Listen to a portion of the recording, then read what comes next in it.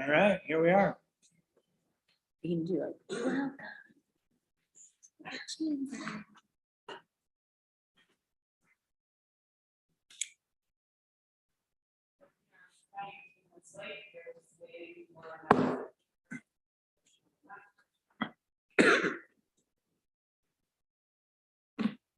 Welcome. And while we're waiting, I guess I would ask everybody, did you get a chance to look at the memo that was prepared by council and our president of the IAED? Yes, Yes. Can we ask questions? Are you asking for us to ask? let's certainly, if you have questions, why don't we try to get those on the floor and addressed while we're waiting? Great. We can So- catch up Mike and Shauna when they get here.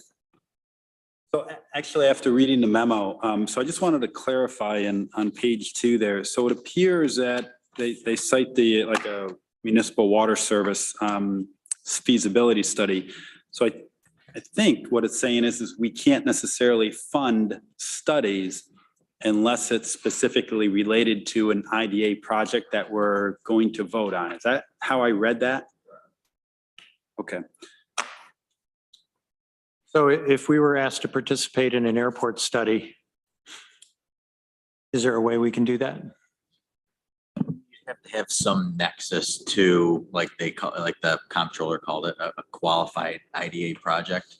What we've seen in other counties, for example, like in Genesee, they have the stamp site where they basically went in, they had all the land, they put in all the infrastructure and everything with the idea that that was going to attract economic development to that region. Companies were going to come in, either purchase the land or lease it and then build facilities on it.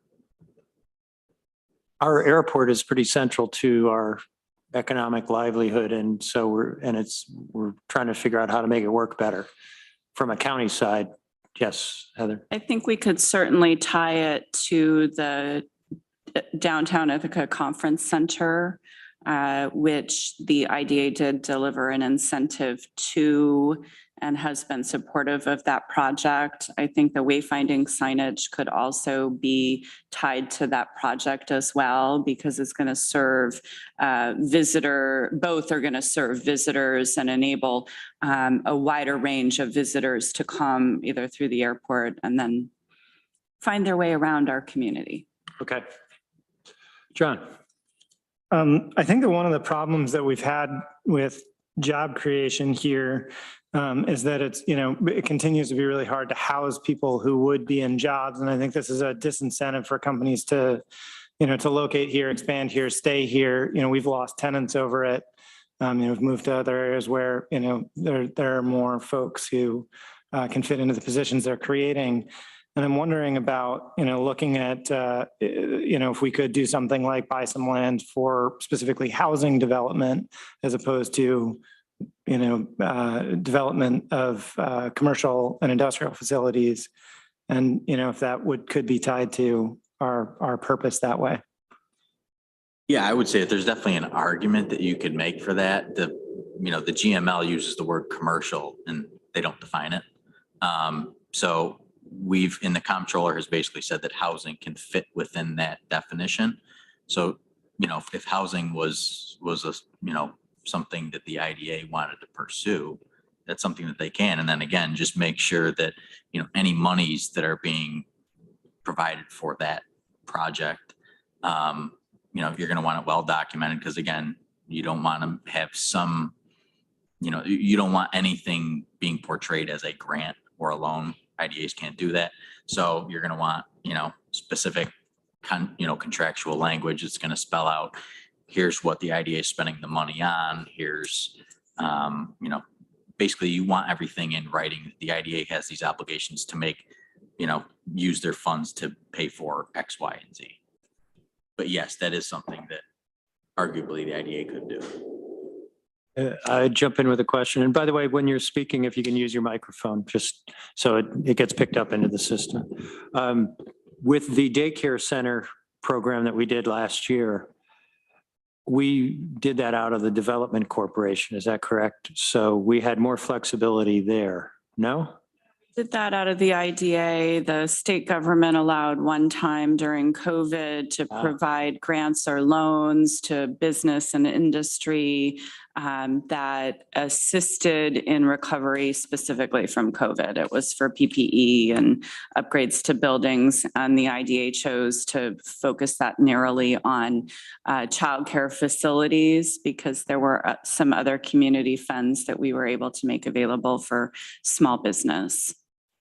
Yeah, that looks a lot like grants, but I guess it was special It circumstances. was a one-time Okay. specific, and that authority that was given to the IDA has since expired. Okay, John. And to sort of follow up on that, I mean, right, the IDA's got 2.8 million. The Development Corporation has 258,000. Our contractual expenses are largely paid by the IDA. That $250,000 or so that's in the Tcdc isn't really needed to satisfy our IAED expenditures in the coming years, right? So we could use that flexibly and then, spend less from within IDA and still be in a position to meet our obligations. So I looked at it from our total fund balance last year, minus out our projected expenses for this year, and then that 600,000. That's in my memo. So there's about 1.4 million in excess funds. Projecting what our income might be this year, and I projected it a little bit lower than what Ina put in the draft budget because I know that I talked to City Harbor like last week, and they're probably not going to close until February. And the other thing that I did say in my memo is that historically during economic downturns, the fund balance at the IDA will, the revenues will dwindle to zero. In 2008, our revenues in total that year were $15,000. In 2012, they were about $43,000, $48,000. So I would argue that without projects in the pipeline, and there's a couple floating around, but nothing is percolating, that I can't really comfortably project revenue at the IDA next year or the year after that. So, I recommend that, you would want to at least reserve for funding the countywide economic development organizations for at least 2 or 3 years. Yeah, I think I'm sorry if maybe it wasn't entirely clear. Really, my question was, is there any reason not to expect to just do that entirely out of the IDA's fund balance, therefore saying, we could theoretically spend the entire 258 in the Development Corporation's reserve funds without worry that we would fall short of necessary expenditures in future years, right? So we keep that reserve that you're talking about, but we do it entirely within IDA where we have less flexibility on how we can expend our resources. Yes. And I don't see any bond issuances, or I haven't heard anything from the Development Corporation side. So there is that small fund balance there that, could be used with a little bit more flexibility, which I think Russ addressed in his memo as well. And then is there some reason, so the county suggested reserve, is that not for lean times? And would that not be sort of semi-overlapping with this concept of funding the next 2 years? It's almost like we've reserved, 3 years worth of money for a 2-year period rather than just 2, if that makes sense. The way I looked at it, well, the county doesn't say a reserve for lean times. The county just says in their MOU with IAED that if the fund balance dips below $600,000, that we should report to the county what the IDA is doing with those funds and for what purpose. So it is just a general sort of reserve. Right, but if we wanted to say, we'll keep $1.6 million on hand instead of $1.9 million, that'd still leave us in good position to meet our obligations. We just might have to report to the county in a year or two if it does stay really lean. Yeah. And I think in my memo, what I really talked about is, the IDA is an economic development engine. that, you know, there are lots of quality of life things that could be supported. And I would argue, as the economic development professional in the room, the IDA wants to think about supporting economic development. And most other IDAs own property and they generate income off of owning property. And one of the new things that has come even since I prepared this memo last week is that Micron has announced that, you know, they're going to create over 3,000 jobs by the end of this decade in Clay, New York, which is just a stone's throw from here. I mean, there's tremendous opportunity in this community to capture supply chain R&D firms, particularly affiliated with Cornell, with the nano fab facility, and other incubation programs at Cornell, even attracting companies here. But we don't have a leg up because we don't have a shovel-ready business park. The town of Auburn has 2 of them. Stephen referenced Stamps Business Park, that their IDA purchased the land, put in the infrastructure, and now they market it to companies, both incubator companies, growing companies, and attracting companies from outside. If we really want to be serious about capturing some of that economic benefit with Micron, I think we need to get really serious about creating spaces that companies can move into. I have done, you know, attraction work for the on and off for the 15 years that I've been at IAED, and we're not close to a highway. We don't have a rail line. Our housing prices, our land prices are 150% higher than surrounding counties. Our business park has a natural gas moratorium, has electrical power issues, and has water and sewer issues. So if we really want to be serious, we probably want to identify 40 acres of land that the IDA wants to own and develop so that companies can land here. If I can just, say, welcome, Mike, welcome, Shauna. Yeah, and yet people still want to come to Ithaca and Tompkins County. John, go ahead. I mean, I would say as a counterpoint to that, we have 80,000 square feet of vacant office space in the business improvement district in downtown in our 22 block area. And, you know, I think that there are spaces that are available for these companies. And, you know, I mean, as we had a tenant that was exactly the sort of company you're describing. They were a high-tech company and they moved out of the area because they couldn't attract workforce here. They moved down to Queens, where there were more employees available, and they were Cornell affiliated, high-tech, you know, intellectual property company that, you know, is exactly the sort of thing that we'd like to keep here. They had no interest in being in the business and technology park, not because there wasn't space for them. There certainly was, but ultimately because they wanted that connectivity to downtown and the sort of quality of life stuff that comes with it. But there's no place for people to live. And so, you know, I think that, you know, we're seeing, you know, it's like projects like mine and like Frost's, where, you know, office space is being converted to housing because it can't be filled, to build more office space in a suburban sprawl oriented setting just doesn't seem to make sense to me. I think that we really want to, you know, try to look at where we actually have a gap in this community, which in my mind is in housing. Yeah, I would, you know, one of the things that we learned with the City of Ithaca and the Downtown Ithaca Alliance's study on small scale manufacturing is that one of the things is that to do manufacturing and R&D, a lot of that is not allowed via the zoning downtown. And Class A office space at Herald Square is not easily convertible to, you know, a clean room. So the spaces don't sort of meet the needs of a manufacturer or an R&D company. And I would never advocate for greenfield development. I would advocate for, you know, places that might be closer in or more accessible to downtown, where there is some land that could be, you know, provide some of those amenities.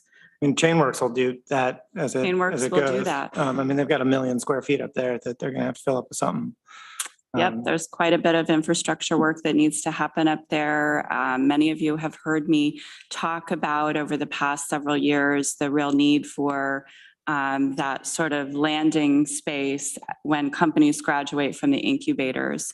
You know, they all move because, you know, there's other like-minded companies, or they want to be close to big pharma or venture capital or whatever it is. But there's a real case to be made for some of those companies that have a reason to be located here to stay here. But they do not, because there isn't space. And they do, you know, for a large degree, they want to be close to downtown. They want to be close to beer and coffee, I'm sort of told.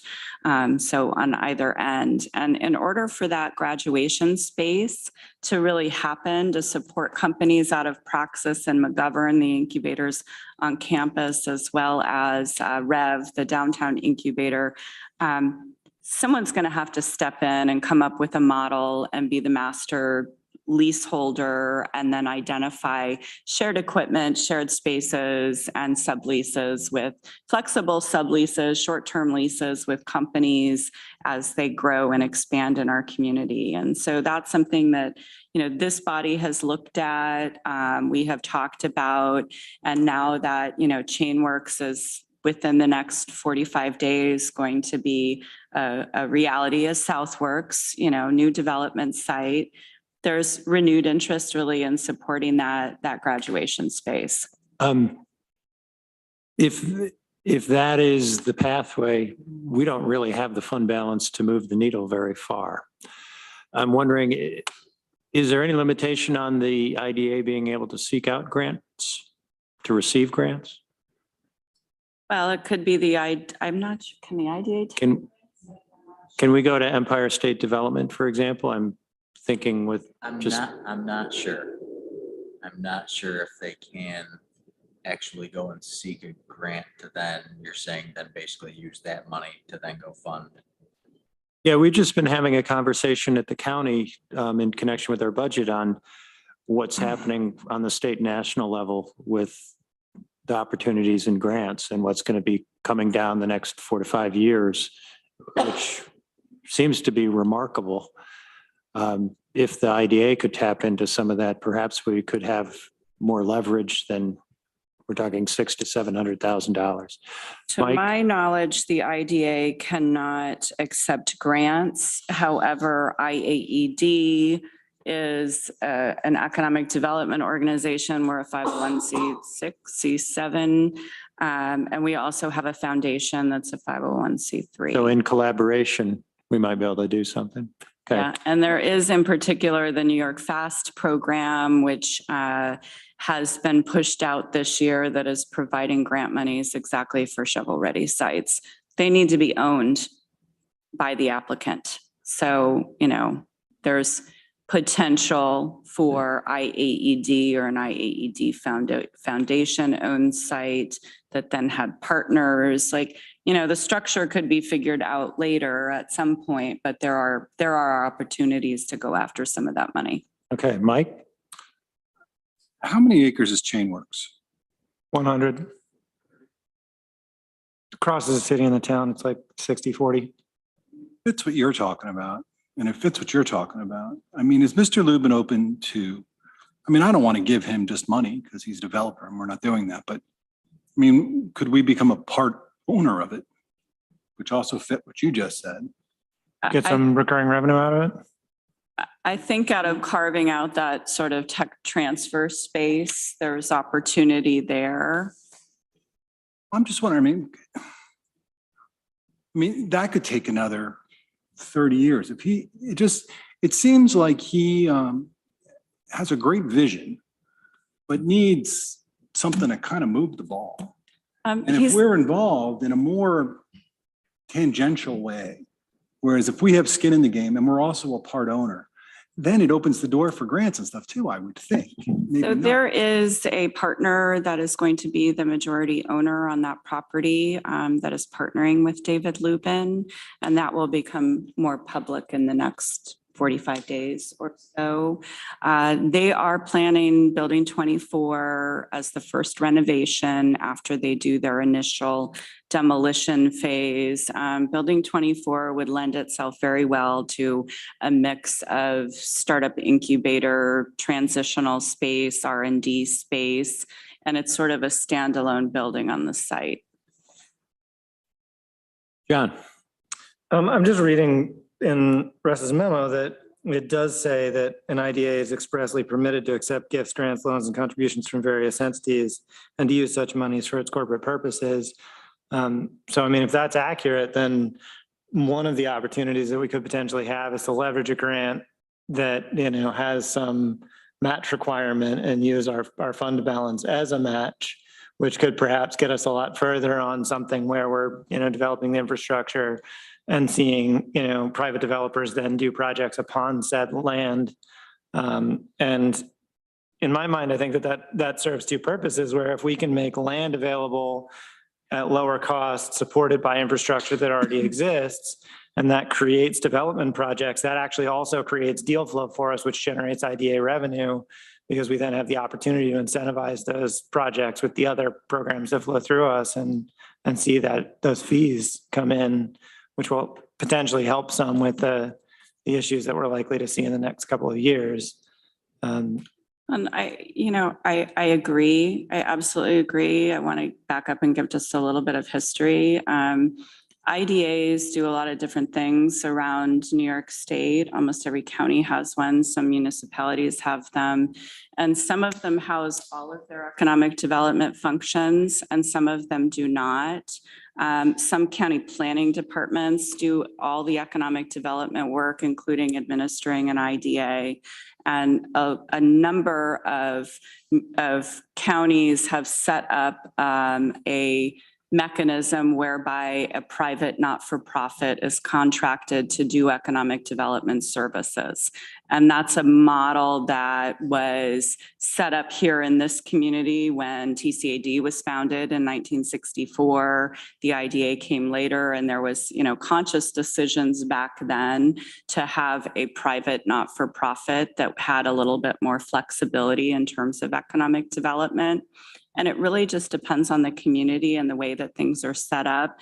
But what I find is that when you start having more than one economic development engine or entity, there's infighting, there's, you know, we own this, we own that. I mean, you have communities where there's 2 and 3 IDAs and they're fighting with one another.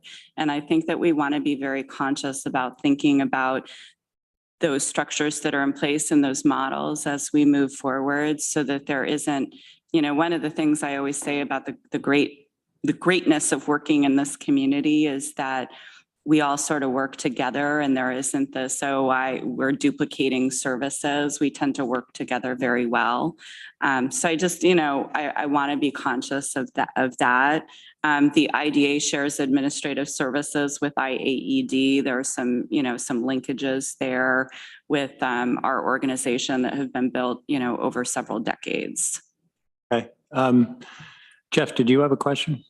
I did. So I actually just wanted to kind of understand, John, and you talk a lot about housing and stuff like that. And so how would you envision, because it doesn't feel like this fund balance would be enough to move a needle on housing, but like, how would you envision, just for my own understanding, how would you envision us trying to leverage this for housing, any type of fund balance? Well, yeah, I mean, you know, building on the idea that Rich had around grants, I could see, you know, if we could identify a parcel or some parcels to sort of purchase and prepare, and whether it's, you know, a low-cost ground lease or, you know, something to private developers that would then build buildings upon them. You know, we could do subdivision and, you know, put in, you know, streets and lighting and, you know, water and sewer and things like that. You know, essentially create opportunity for private developers to come in. And one of the big drags on building housing that's affordable, I mean, there are a number of issues at play right now, right? The interest rates are high, construction costs are high. Hopefully the interest rates going up will drive construction costs down some. But, you know, one of the persistent issues, as long as I've been paying attention in this community, has been that the land costs are very, very high. And, you know, for what you get, and that makes it really hard to make a project pencil. You know, and I think between offering, you know, for instance, a low cost land lease as an option, coupled with then, you know, a 10-year CTAP abatement, we could create a series of parcels that private developers could then invest in and, you know, essentially leverage our fund balance many times, right? So we would have to go and seek grant money to build that infrastructure, but, you know, to Rich's point, seems like there's a lot coming down the pipeline. You know, you look at some of these programs, we just completed a Restore New York application. There will be a second one. You know, something like that actually could potentially be used for this if we found, you know, a piece of land with a vacant building on it that could be demolished and, you know, re-subdivided. So, I mean, there are a bunch of different ways to do it. No, there's interesting ideas there. I'm wondering, we have the Community Housing Development Fund, we have INHS. And frankly, I feel like we have supported several projects for affordable housing and market rate housing. Aren't there entities already doing that? Isn't that happening? Or are you saying it's not happening? I don't think it's fast happening enough? nearly enough. I think that, Okay. I mean, this is the big issue that we face here. And it's, you know, I mean, the house just across the creek from me just sold for $500,000. I mean, you know, Okay. anything in the flats is very hard to come by. Well, let's hear because from it's everybody scarce. else. What do you think? Is housing the priority? I wouldn't go there, but maybe I'm not. Todd, what do you think? Is it housing? Is it something else? I was wondering, I know with some of these, I mean, Heather talks about some of these businesses not having access to the highway, easy access, not having access to, like in Lansing, you got the problems with the gas. And then Milliken was mothballed, and so our production of power is limited. Maybe we should be looking at, maybe we could use the money more infrastructure wise to make it more attractive to companies to come here. Faith, what do you think? As if I'm not loud enough. So we know that the IRA funding and some other funding that's coming down through the federal government is going to be significant. We know that we have to prepare for that. I think that everybody can agree with that. In preparation for some of the things that are coming, I think it's a good suggestion to look at a couple of these options. And we know that the federal government right now, as long as the administration does not change, but even if they were to, it wouldn't happen for a couple years. So you have to follow where that money is going. And right now, that money is in, you know, electrification and a lot of the things that this community supports. And I think that infrastructure is one, housing is the other. So we're hitting all the great points.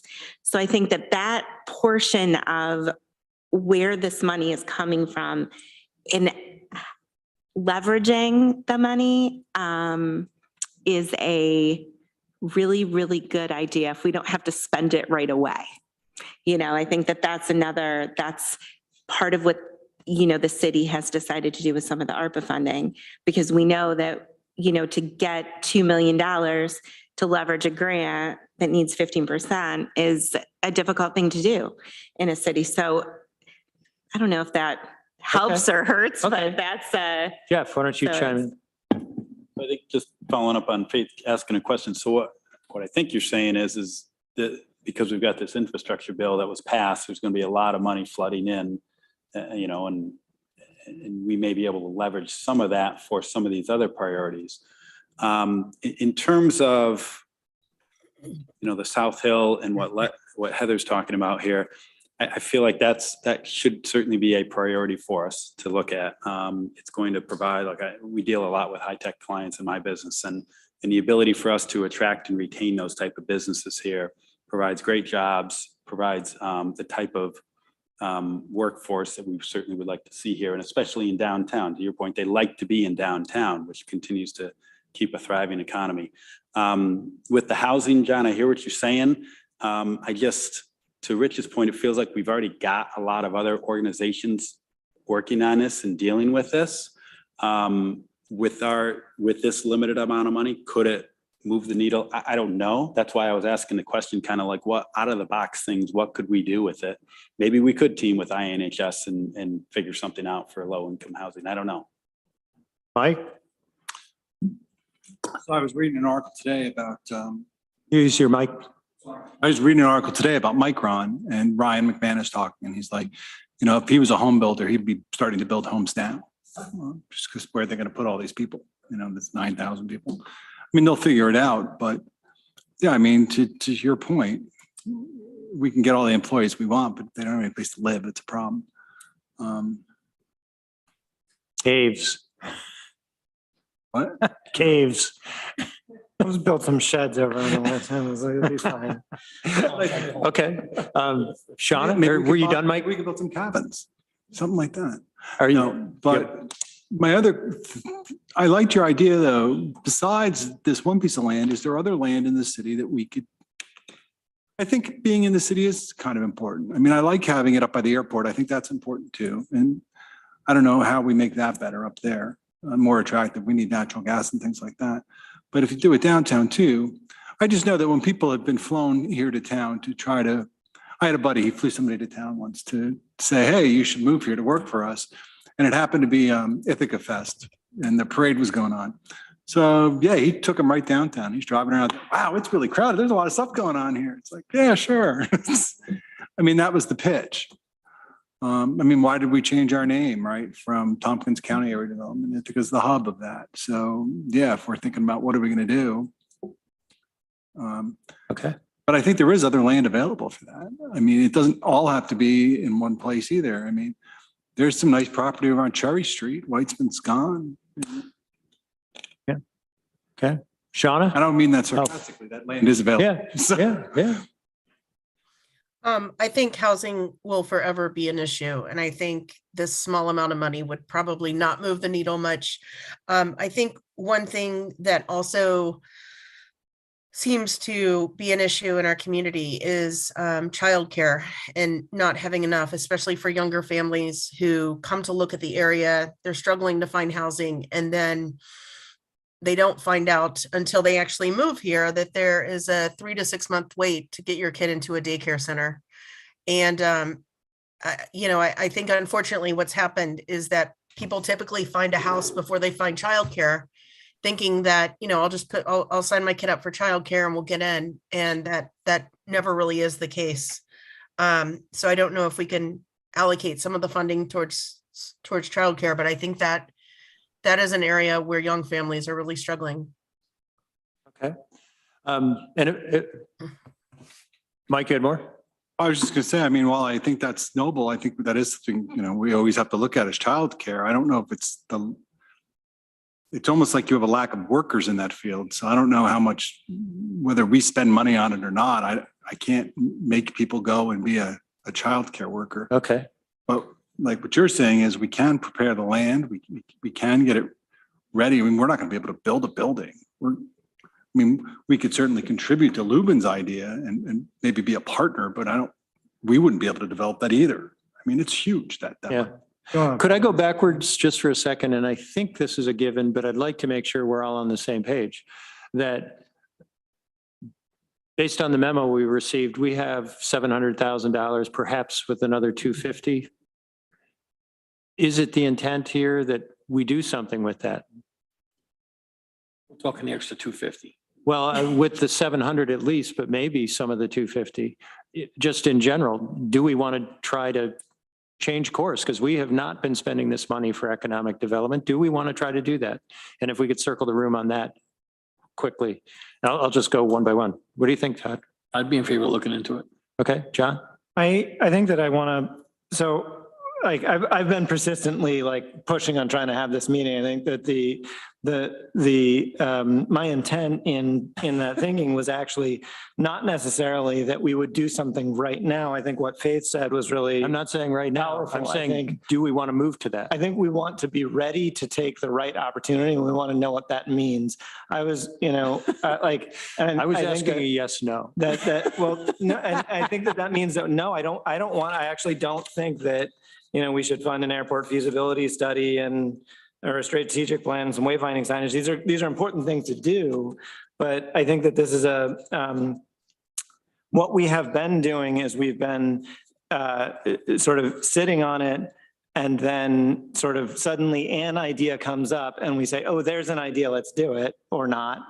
And I think that if we have a higher level strategic vision for the impact that we want to create, and then we look for opportunities, to Faith's point, to leverage through grants or through private investment or other things with that specific intent in mind, that's where we actually could potentially move the needle. If we just say, well, we've got $700,000, let's try to find a place to write a check, then I think that we'll fall really short on the impact that we could potentially have. So in my mind, John, that's a yes, right?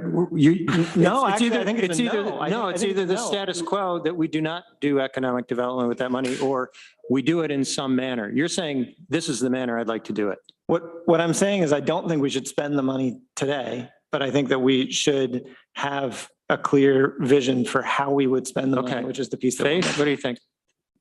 I agree with John. I know that's hard for you to believe, but I think that, to Mike's point, I think that the project that's going on with Southworks right now has amazing potential. And I think that keeping that in mind, even though all the pieces aren't there yet, and when we would ever have this much money again, right? So that's the other thing. This is a large sum of money. In the economic development world, it's not huge. But for us, the investment that we could really make a difference within the community is gigantic. Okay, Jeff? So yes, I think I would be comfortable spending this money. I would say certainly to Heather's point that I would not want to overspend. I'm really concerned about, our economic development in terms of being able to fund, having projects and then receiving additional funds in 2023 through 2025, because that is a big part of our IAED budget. This 1/3 that we get from the IDA. So I certainly would want us to make sure we have reserves in there. And I would be comfortable, I agree with John, certainly I would like us to spend it so we could leverage it properly. But in terms of kind of some of Heather's proposals here, if we were to pick and choose one of these, this wayfinding signage has been a bone since I think, 10 years it feels like. And I feel like if we're going to spend $100,000, which sounds like a lot of money, but in the big scheme of things, it isn't, but it could do a lot of benefit for the welcoming, whatever we want to call it, to Ithaca, New York. I would certainly be comfortable but that's a yes. spending that money right now. That's a yes. Yes. I'm sorry for being pushy, but I'm watching the clock. Mike? I think we are a development company. Money that sits isn't developing. It's sitting and depreciating. Well, now we're actually earning, I guess, off interest, but we weren't for a long time. But yeah, I think if you're looking to grow money, then you have to put it back into the economy. So us kind of hanging on to it doesn't make, while that may make personal sense for me and you from a development agency standpoint, I feel like we kind of have to spend it. It's not even a matter of should we or not. It's Okay. kind of our role. Right. I will say I hate signs. I won't be voting. What about a big arch, Mike? Big arch. Okay, Absolutely. no sign discussion now. No sign discussion. Shauna?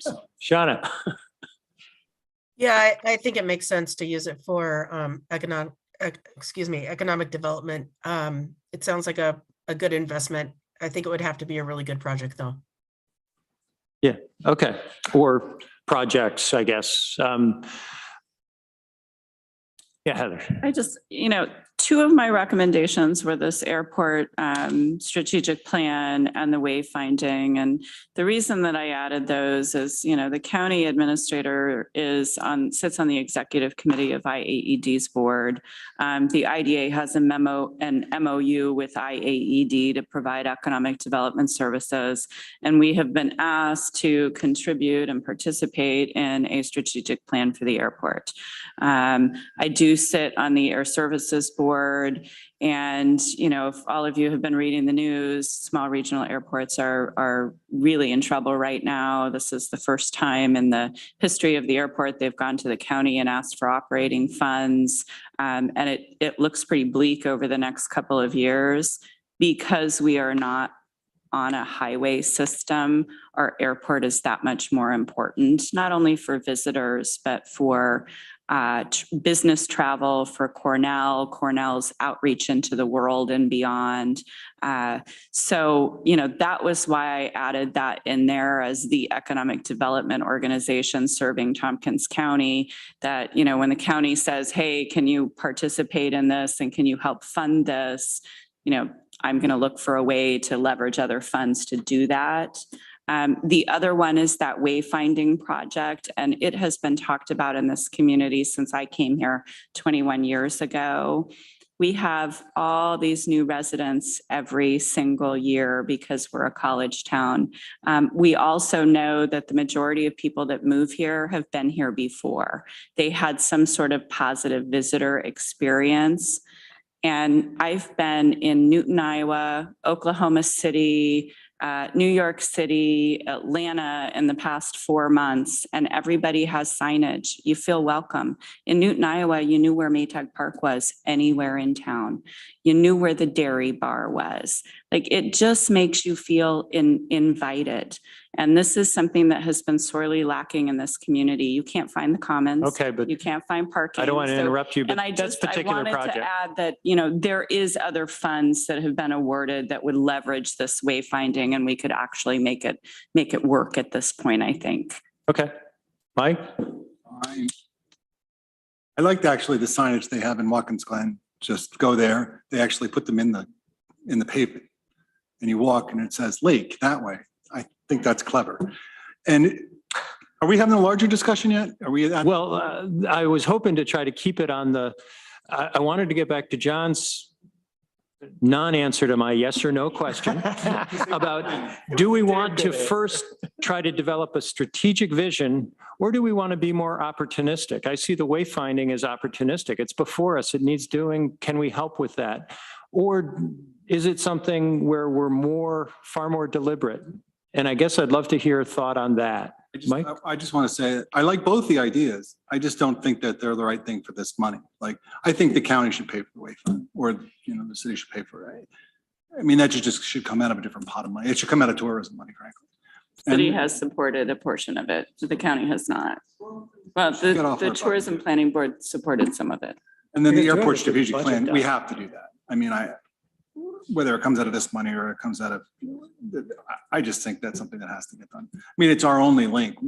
We don't have a four-way. This is it.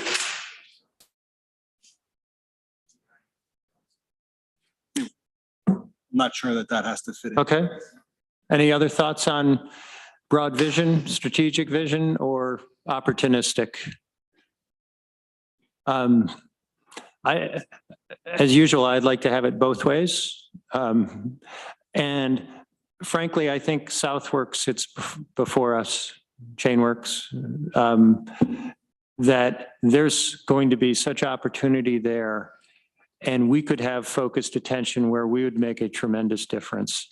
And frankly, if there isn't that collaborative focused attention there, I think that project's going to be immensely difficult to really push forward. So that's just what I'm thinking. John? I think that on that project, they have profound opportunity to leverage state grants. And I mean, it's also that project, like all in, it's nearly 1 million square feet. You do the math on that, they're going to spend, $500 million or more. Our fund balance will pale in comparison to the scope of their renovations budget. And it's hard for me to see actually in something like that without looking at it as an opportunity to leverage other things, how we move the needle in a project of that scale. So, I think that there's an interesting, it's like, we're going to be sitting in sort of a middle place of, this is a lot of money, like it's, 7 figures. It's not a lot of money, like it's not. No, but what I'm seeing is with leverage, if we use this money to leverage and we tried to accomplish what Heather was talking about of having space, with electricity, with gas, with, industrial floors that can support weight, you start ticking the boxes, it could be there. And we could drive a piece of that and grow from there. Maybe. Jeff? Yeah, I think it's important just to clarify that think John and I were talking about driving that piece of that tech one building there. I mean, to your point, yeah, that the whole huge project is going to be enormous. Our drop in the bucket's not going to affect it, but it could affect that tech sector that we're really trying to focus on. And John, just to kind of answer your opportunistic question, I would certainly support, I agree with Mike. I think the airport would be more, let's have the county fund that, or if they can fund it. I would certainly be in support of taking that $100,000 for the wayfinding and allocating it to that. And if we wanted to vote on that at some point in the future, soon to be future meeting, I would certainly support that. Okay. Further thinking? John? Luck is what happens when preparation meets opportunity, right? So I think that being opportunistic at the right level is, so we want to do both things, right? We want to walk and chew gum. And so I think that this is I'm really glad we've had the time to start this conversation. I think that we should continue this conversation. I don't know exactly what the best structure is for that, whether we have a few more of these, spaced out over time, and maybe share some thoughts with one another in writing between meetings or something. But I'd like to see us to develop a plan so that we can take the right opportunities as they come, and they're coming soon. Okay. Would it be the will of the IDA to take an extra hour at our next monthly meeting to do this, what we've done today? Yes. Yeah, I like that. How about it? Okay. Todd's in favor. What's the will of the members? Sure. Yeah. So another special meeting before our regular meeting in 1 month, and we'll carry on. And perhaps we could have some dialogue between us in the meantime. Yeah, it's, I think 2:23, so we have 7 minutes. Do we want to fill them with further discussion on this issue, or do we want to take a short break and then begin our regular meetings? Mike, I just want to throw something out because I've been thinking about it, if that's okay. please. So I've been thinking about all these different things we're talking about. It seems the one thing we lack is a theme. I know that sounds funny, right? Like, why do you need a theme? But like, you go to Penn State and everything is Penn State, man. You get within 40 miles of College Park and it's like pulling the gas station and it's Penn State. And it just seems to me that we kind of lack that in our area. And I think we should fix that. Now, whether the theme be Cornell, that would make sense. I mean, Cornell already is somewhat invested downtown. They've got offices down there. They've got a store. But I mean, even more and I'm not sure how to do it. And I'm not sure if it fits. I think it does fit under economic development, because what brought it to my mind was the deal you secured up with the steel manufacturing. I mean, why the heck are they here? They're here because the guy went to Cornell and his 2 sons went to Cornell. And they said, yeah, we like it here. We're from Cornell and this is where we're going to be. And why did Rosie stay? Because they were from Cornell and they liked being here. And now they're still here. So I'm just thinking, I don't know how to push, if that's going to be the theme, fine. If our theme is going to be the Finger Lakes, we've tried that theme before with the little wine tasting thing and that didn't go so well. But I don't know. I don't know how I'm trying to phrase this, and I don't know how I can write this up to make it more understood. Just something to kind of throw out there, just to kind of keep in mind. Okay. Maybe we'd be the first New York State IDA with a song. A theme song. You just have to play it at the beginning of every meeting. I think it's a great idea. Well, I think that does tie up with what John was saying about strategic vision. And It's like Micron, right? Why would people that are involved in Micron come to Tompkins County? Probably because of Cornell. I mean, Cornell has certain things in place that they're going to want to tap into. And great, set up shop in Ithaca. And I just want them to know that Ithaca is Cornell. You know what I mean? We're not just, I know people in town are like, wow, Cornell is, they take up everything and it's changed our little town. Well, yeah, I mean, if Ezra had gone to Montour Falls, we'd be Montour Falls. And I don't know or you want that. You wouldn't live here.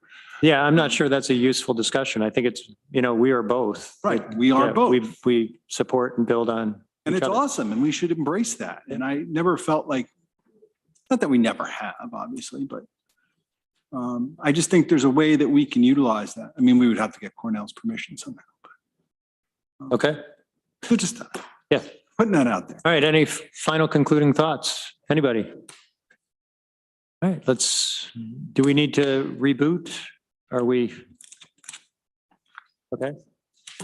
So do I have a motion to adjourn the special meeting of the IDA? So moved from John. Do I have a second? All those in favor? We are adjourned. All right, we'll reconvene in a few minutes. Thanks, everybody.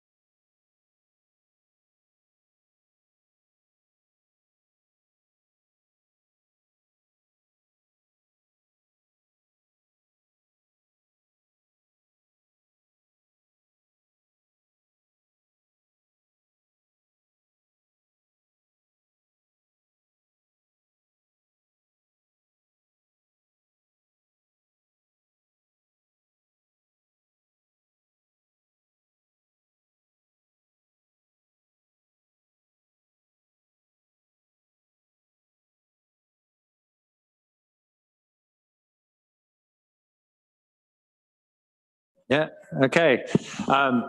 Welcome. I'd like to call to order the meeting of the Tompkins County Development Corporation for October 12th, 2022. We will be taking privilege of the floor for both the IDA and the Development Corporation together. And I've received several blue cards, and I also have several letters, which Heather and I will tag team and read into the record. But why don't we get the public comment first? You've read the blue cards, you know the rules. I won't repeat them for you, but obviously you have 3 minutes. And the first person up, Teresa Alt, welcome.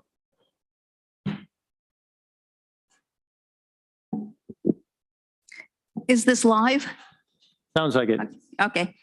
I'm Teresa Alt of 206 Eddy Street in the city of Ithaca. I want to thank Todd Brewer, Rich John, Mike Sigler, the three who actually came to the hearing yesterday. For the rest of you, in case you haven't read the transcript, I can say that 6 people spoke. I was one of them. There was also an email, and all spoke against giving the tax abatement to Cliff Street Retreat. Nobody spoke for it.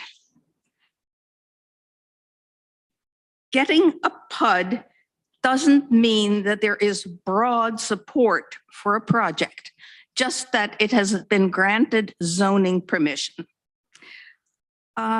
So again, I just want to summarize, do not make an exception that density area is an exception to the principles that you're supposed to follow of supporting industrial development. And going outside the area because of claimed local support is an exception to an exception. Don't go down that convoluted path. Don't give the tax abatement to this project. And by the way, I was just hearing that you have money. You could use a little bit of it to advertise your hearings so that they become known to people other than those who read the legal notices. Thank you. Thank you. Next up, Lincoln Morse. I'm not here to represent the development group. I'm here to represent Discover Ithaca. I'm one of the founding partners. We are Bikes, Hikes, and Boats. 15 years ago, I started an endeavor to help revitalize Ithaca's waterfront. I started with City Harbor, Green Star, and moved down and created Waterworks, and that evolution has started. My love of boats, paddlecraft, and engaging the public to be able to access the water is a passion. It's not a money-making venture. If you want to schluff kayaks with me, you got to schluff a lot of kayaks to make money. But I'll tell you, one of the greatest enjoyments I have is putting hundreds of people out on the water to enjoy a waterfront that some of us take for granted. Discover Ithaca is expanding into and has brought Duffy Electric boats from California. We run a Duffy Electric boat dinner fleet. And again, it's expanding. And where else in Ithaca would you not have electric dinner boats? And we think it's great. And my partner, Brian, who can't join us today, actually became the dealer for Duffy Electric in New York. I think that's an accomplishment. We now want to expand into a hospitality group. We're building our first hotel rooms and suites at Cliff Street Retreat. It's an expansion. I am the biggest occupier of the building at Cliff Street. I am putting a lot of my personal interest at risk to create and follow a dream that we started 15 years ago. I'm not going to stop. Cliff Street will be tied to Waterworks, and we'll create a boutique hotel group that is so special to Ithaca. We will not be the biggest, but we will be the best, and we will be about getting rid of digital devices and having parents and children enjoy the outdoors, and Ithaca is a great place to start. Thank you. Thank you. Next up, Jordan Clemens.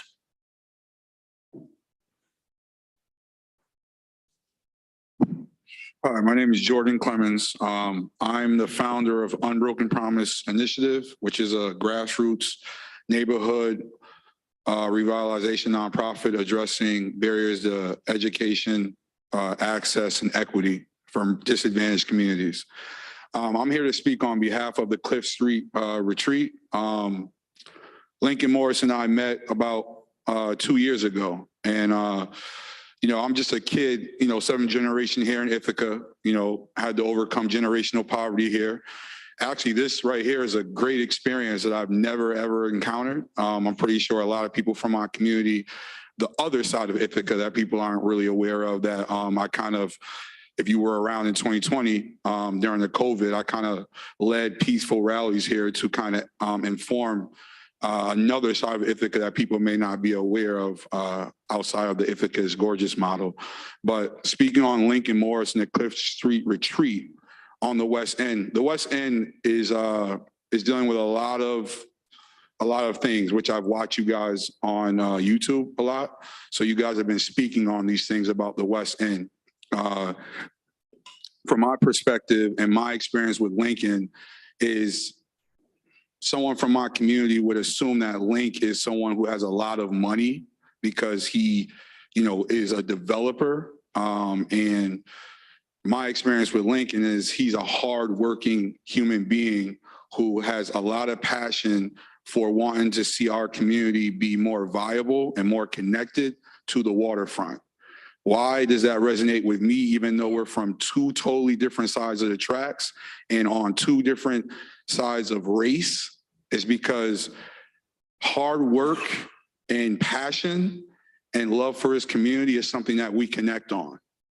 And so I'm here to advocate for this man who I do not know from a hole in the wall as far as, what his pockets look like, but I could speak to the fact that every day that I see this man, he is working hard, 5, 6 in the morning, like I am, all the way till the end of day, every day, even on holidays.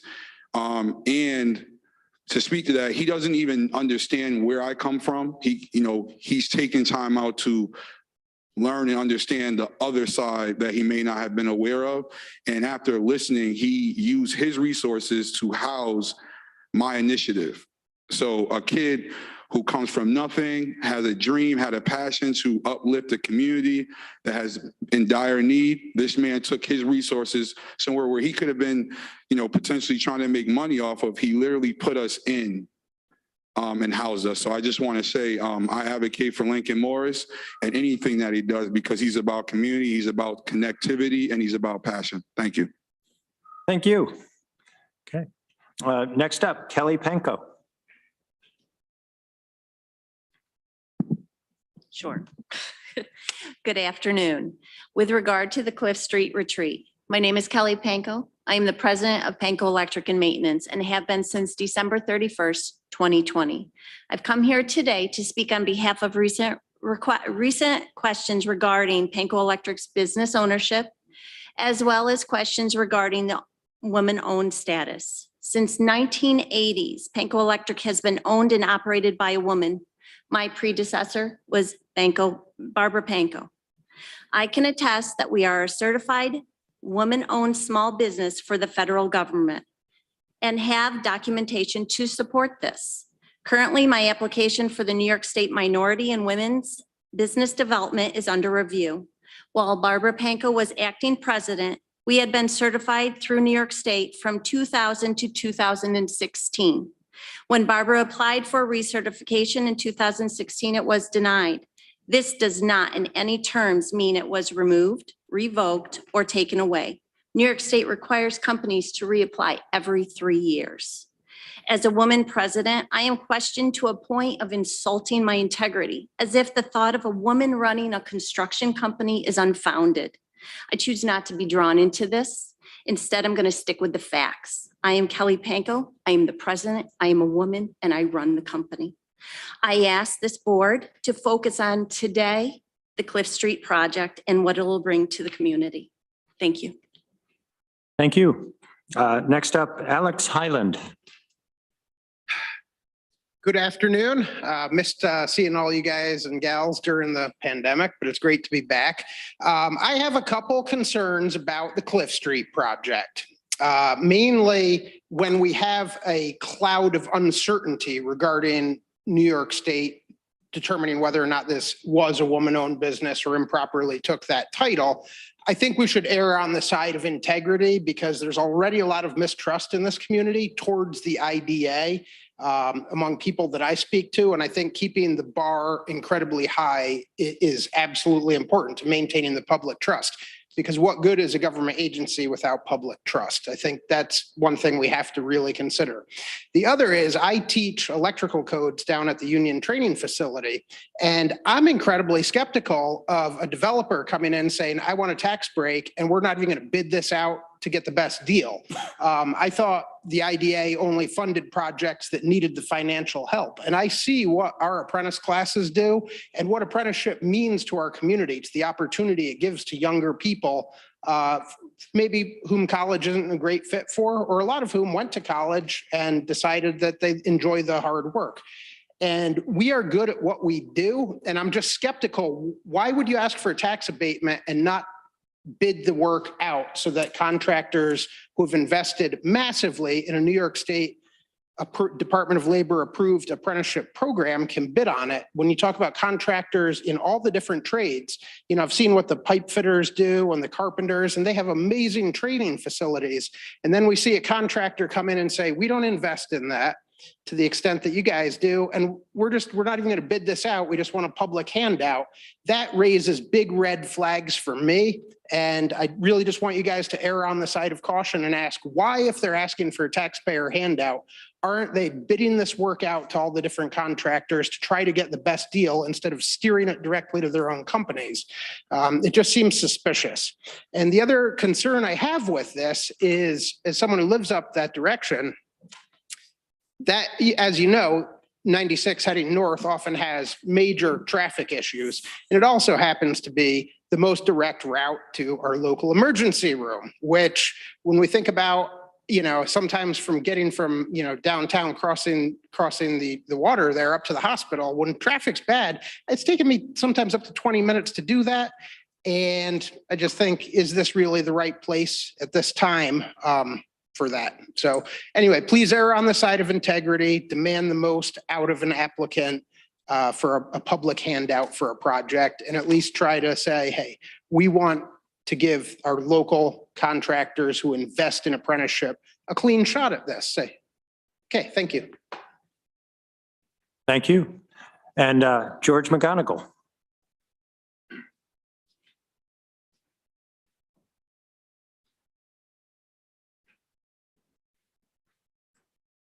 Good afternoon, everybody. My name is George McGonigal. I represent the First Ward in the City of Ithaca's Common Council, which is where this project is. I urge you to read the letter that my colleague Cynthia Brock wrote to you in favor of this project. It's very well written and much more well written than I am well spoken. But we've been involved in steering this project from the beginning. Link's been very cooperative and open about what he's trying to do. It's an existing building that had in and out traffic for many years without any particular consequence. He's keeping the same footprint. He's not changing that at all, or the height. It's going to be a multi-use project. It's not so-called supported by the community. It is supported by the neighborhood. So I think, and these guys are local developers, I urge you to approve the tax abatement for this project. Thank you. Thank you. Okay, and then we have some written comments. I will go ahead and read the first one. This is from Jessica Edger at Edger Enterprises, Inc. To whom it may concern, over the past several years, we have had the opportunity to work with Kelly Panko and Panko Electrical and Maintenance, Inc. on several projects. Her team of managers and employees have always satisfied our needs and have completed many projects on time and under budget. It is always a pleasure to work with Kelly on our project needs. We look forward to working with her and Panko Electrical and Maintenance in the future. Should you have any questions about our experiences with Panko Electrical and Maintenance, please do not hesitate to call. Sincerely. Jessica Edger. Okay, the next letter is from Cynthia Brock. I am writing to you today to express my support for the Cliff Street Retreat project and their application for inclusion in the IDA's tax abatement program.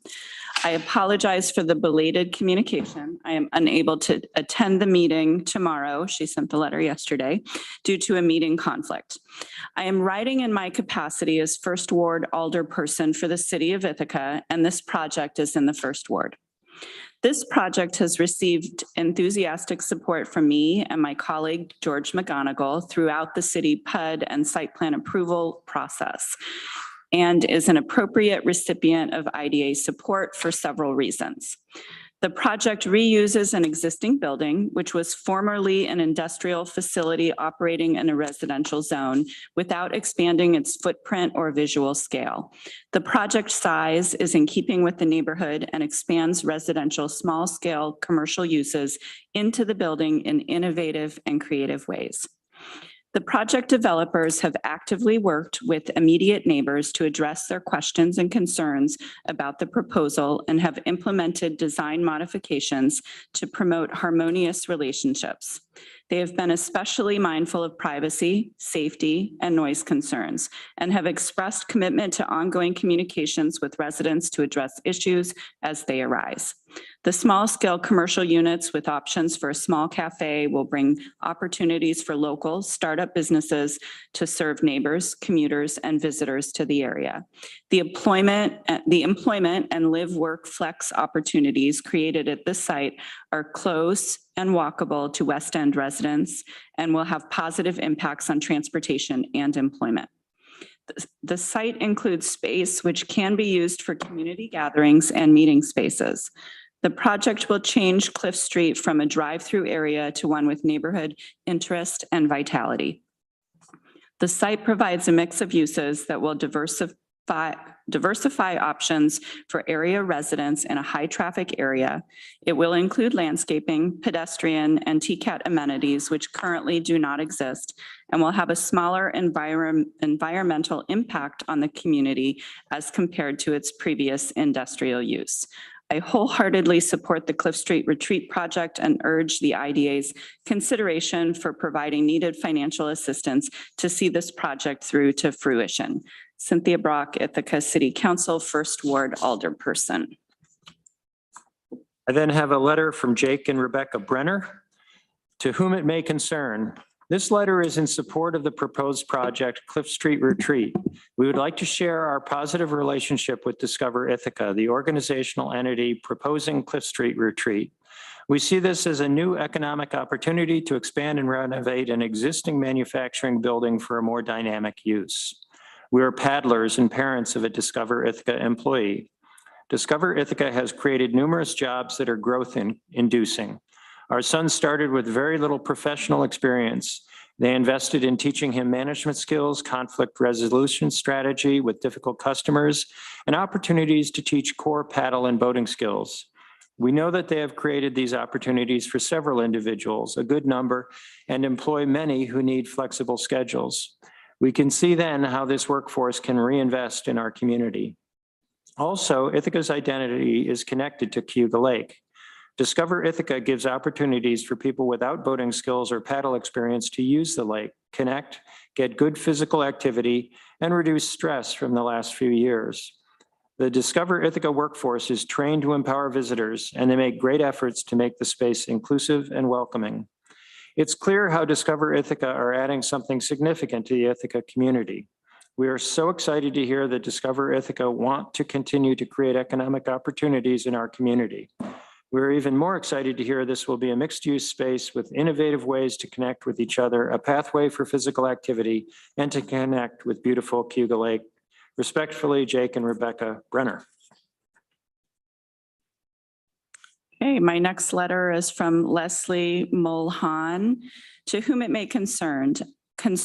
I met Link Morse when the plans for City Harbor were in the early stages. At that time, I was the president of the board of the Ithaca Farmers Market and the owner of Just Desserts and Finger Lakes Flatbread.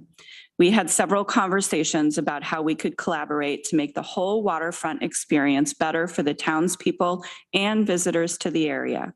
There was a lot of development being planned adjoining the area to the farmers market. And while we met with several developers, it was clear that Link was the one that was the most interested in working with the market and actually made the relationship with the market a priority. As the board president, I really liked that.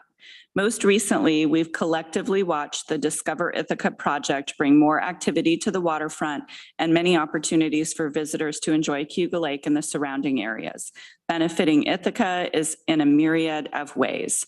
The success of the waterfront seems to be on Link's list of priorities, and being the creative and driven person that he is, I'm sure it's within his reach, benefiting us all. Best, Leslie Mulhan, chef owner, Just Desserts, Finger Lakes Flatbread.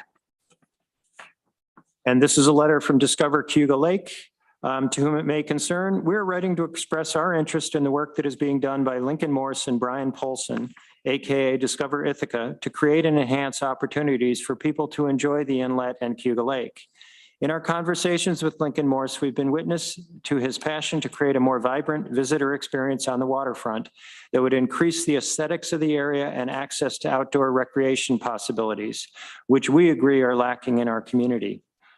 The already existing services being offered by Paddle Ithaca, formerly Puddle Dockers, via paddleboard and kayak rentals, as well as the introduction of the electric Duffy boats this past summer, are a fantastic service to all who wish to enjoy some time on the water, and also a nice complement to the services we offer aboard the much larger 63-foot MV Teal boat, which we operate.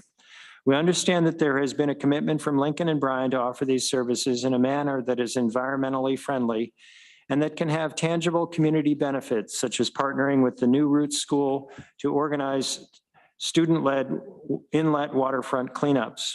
Lincoln also generously sponsored one of our Cayuga Lake watershed interns this year, a gesture of support for an educational program that promotes sustainability in our watershed. Furthermore, we're pleased to see the current Cliff Street property used to promote water-based recreation at the boat show, which Paddle Ithaca organized this summer. And we're happy to have been invited to represent ourselves as a nonprofit with a mission to create ecotourism and educational experiences on our lake, along with equitable access for community members. The Cliff Street Retreat, which is being proposed, is an opportunity for Discover Ithaca to expand on these ideals. A modern design building to replace the current defunct one, which offers a variety of services to a variety of people, both locals and visitors, would seem a welcome addition to the Ithaca community at large. If the designs are in line with green building principles and support connections to activities which encourage outdoor recreation, as is being proposed, then it is an asset worth pursuing and which we support. We look forward to a continued partnership with Discover Ithaca that offers ever more possibilities for both community members and visitors to enjoy one of Ithaca's most unique features, the Cayuga Lake waterfront, including the inlet. We are in need of people who are committed to development projects that prioritize aesthetics, environmental impacts, and healthy outdoor experiences for all who seek them. And we have faith that Lincoln and Brian can help in this pursuit. The construction of the Cliff Street Retreat can be a healthy next step in that direction that we hope will be enthusiastically supported by all. Sincerely, Astrid Jerka and Bill Foster, the Director of Tourism Initiatives and Executive Director of Discover Cayuga Lake. Heather. And I've got one more that we received via email from the Lansing Harbor to the Tompkins County IDA. I'm writing this letter in support of the proposed Cliff Street Retreat project. I first got to know the project team during the first annual Ithaca Boat Show that was hosted in the existing space in 2022. This was an exciting and well-attended event that promised waterfront recreation and business collaboration in the community. From the onset of working with the project team, collaboration and shared success was at the forefront of every interaction. The proposed project is like any other we've seen in our community and is worthy of our investment in their success. As a waterfront recreation-focused business, I strongly support the development of attractive, well-thought-out redevelopment. The proposed project transforms an old industrial site into a well-designed mixed-use project. I support the efforts of Discover Ithaca and the project team to bring unique lodging experiences and increased waterfront recreation to this part of our community. This project will be a great addition to our vibrant tourism community and visitor experience. Additionally, I am the managing partner of 821 Cliff Street, less than a half-mile north of the project site. 821 Cliff Street is a medical office building. As a neighbor to the project, we would welcome this redevelopment project as a great addition to the area. I would ask the members of the IDA to support this project and to support creative redevelopment. As a community, we can't afford to have old industrial buildings deteriorate and not be redeveloped for the benefit of our community. When our economic engines are running strong, our community benefits greatly. Respectfully submitted, Greg Mezzi, President, Lansing Harbor, and Managing Partner, 821 Cliff Street. Thank you to all who commented. I'd like to proceed then with the rest of the agenda for the Development Corporation. I anticipate we can move through this fairly quickly.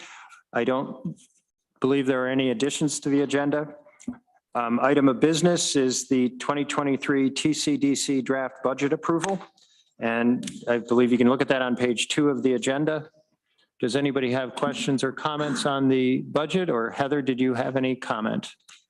Just as a reminder, the Development Corporation and the IDA are required to submit a draft budget by November 1st to the Public Authorities Reporting Information System, PARIS, which is the state's online system. So we do prepare a draft budget and then we'll come back in January or February if we need to, if there's any changes and request any modifications as necessary.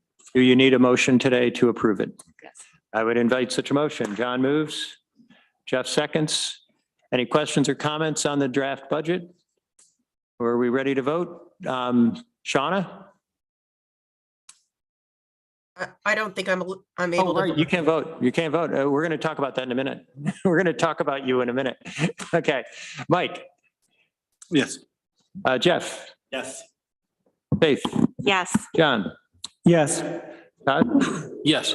And the chair votes yes. So that's unanimous. Okay.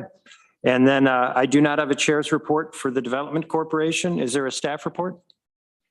No. Okay. We have some minutes. I'd ask if somebody could make a motion to put on the table the June 8th, 2022 minutes and the July 21st, 2022 minutes. John moves. Jeff seconds. Thanks. Can I ask a quick question Yeah. about the minutes before we vote? As I was reviewing the minutes, I noted my comment in the, which one was it? I believe it was the July meeting, about looking at an alternate application that didn't contain commitments to policies that we weren't asking bond recipients to commit to. Is that something that we have had any movement on or might see movement on? It's on page 3 of the packet, I believe. We had the whole discussion around, that we use the same application for an abatement as bonds, and there are all these commitments to policies that aren't relevant to bondholders. I was not aware that there was a specific motion to have a separate application. I have not worked on a separate application. So I guess if we want to see one, we should have an agenda topic and a motion on it. Yeah, we consolidated applications several years ago because we see so few bond applications, that the last time we did a policy review, they said it would make sense if you just consolidated everything. I mean, I'm happy to entertain conversation about separating things. But I think the recognition is there's no clawback. So for providing access to the tax exempt bond market. So, I think it was recognized that you can't actually hold a company accountable for things where there's no accountability or clawback. Well, Right, I guess my comment in that meeting really is that that's not clear from the agenda. It's like the agenda explicitly states that they're going to comply with policies. you mean the that were- application? The application asks them to explicitly state they're going to comply with policies that we have no ability to enforce or intent to enforce or anything else. So, I mean, perhaps we could just simply add some language to the agenda that says, you know, for abatement projects, you'll comply with the following project policies. For bond projects, this doesn't apply. It could be as simple as that. Well, and I will note that the certification page on the application lists all of the policies. And some policies are not applicable to some IDA projects. If you're not creating direct jobs, the diversity and inclusion policy is not applicable to that project. So it is a blanket certification, and I think it's sort of an understood that you need to comply with what is actually applicable. Just to move through this, I think it would be worth looking at the application, Heather, if you do that, just to see if there's some wayfinding we could put into the application to say this is applicable, this isn't, if that would be helpful to somebody going through it. I saw Mike looking funny at that.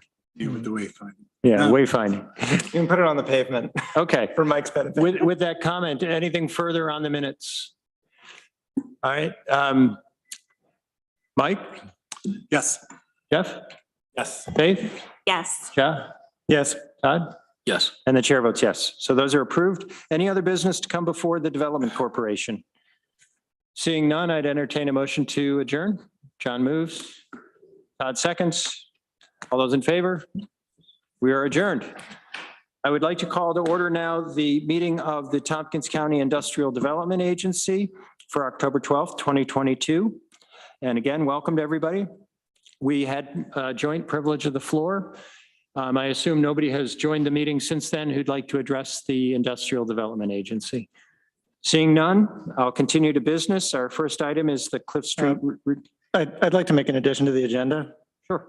I'd like to ask that we discuss a policy to allow our membership to participate remotely in compliance with New York State law. Okay, I will, I'll add that in Chair's report. We'll talk about it there. Okay. First item of business is the Cliff Street Retreat final approval. And I note that we have one of our members who is suffering with COVID, and I hope you're feeling better today, Shauna, but is unable to attend. And we have not developed a policy to allow remote participation as a voting member of the IDA. And without developing that policy, we cannot have her vote. And I wanted to put that on the table first for discussion purposes. I assume you'd like to participate, Shauna. Am I allowed to comment? Yes. Yeah, I would like to participate. Okay. What is the pleasure of the IDA in regard to this situation, Mike? I mean, I have no issue with letting people vote. I just don't, I thought state law was pretty clear on it. It is. We could proceed without Shauna being able to vote. We could table this for 1 month and either try to get our policy in order in the meantime, which might be difficult, but hopefully have everybody here at our next meeting so that all could participate. Just as a point of order, are we talking about the project now, or are we, I mean, it seems like we've actually moved into that agenda item. Is that accurate? Well, it's a threshold because I anticipate we're going to be taking a vote on final approval on the Cliff Street project. I mean, the reason I ask, I think we have a conflict of interest that we should probably handle properly before we start talking about the project, which might include tabling. Okay. Does anybody have a conflict of interest? I have a conflict of interest on this project. All right. I don't think it's really encompassed in talking about our procedure on how we manage sort of the conduct of our meetings, but probably the safer course is to have you recuse at this point. Maybe you want to just sit in the back until we're done with this subject and rejoin us. Does that make sense? In terms of voting, whether we're going to allow people to vote remotely or on this, obviously this project. I think it's appropriate for you to discuss the issue of, do we want to get the policy on voting remotely. Do we want to develop one? I'm going to talk about it at the chair's report. So I think we're at a point whether we're going to consider tabling this issue or voting on it today. And I think that, yeah. The reason I brought up the legality is I don't know if we can make up a policy on the voting. It was my understanding the state was no voting. You participate as long as the camera's on. I mean, their policy was pretty laid out. Listen, I want people to vote. I just don't know if that runs afoul. I don't know if we can make a policy that supersedes state law. I thought in the event of sickness, but I'd turn to council. Yeah, so there were certain amendments that basically say if the IDA were to prepare a policy that was then approved by the board, that would basically outline those exigent circumstances where a board member could participate and vote remotely. But again, that policy has to be in place in order for that to happen. Right, but if we were to, for instance, and that has to go through a public hearing, right? So if we were to vote today to send such a policy to a public hearing, hold a public hearing before our next meeting, and then adopt the policy in our next meeting, then we could use it during the next meeting. So the one thing that I would recommend is one, actually having the board or committee, whoever it is, actually review the draft policy prior to actually sending it to public hearing, because then that's going to be open to public comment and so forth. So I would say that procedurally, we'd want to get a draft or, as near final draft of the actual policy and, ready to go first, have the board review everything. It doesn't have to be formal, just if there's any comments or questions, get that, and then we can send that to public hearing, subject to public comment, take any comments, whatever. And then whenever the board is ready, they could formally approve that policy. Sounds like it might be difficult to do that at our November meeting. It might be a crunch. Okay. But not impossible. Okay. Heather. Generally, policy development would be done by the governance committee. Who are the members of that committee? I mean, that's you, me, and somebody else, or am I on the budget? I don't know, Heather. Committee? It's Faith.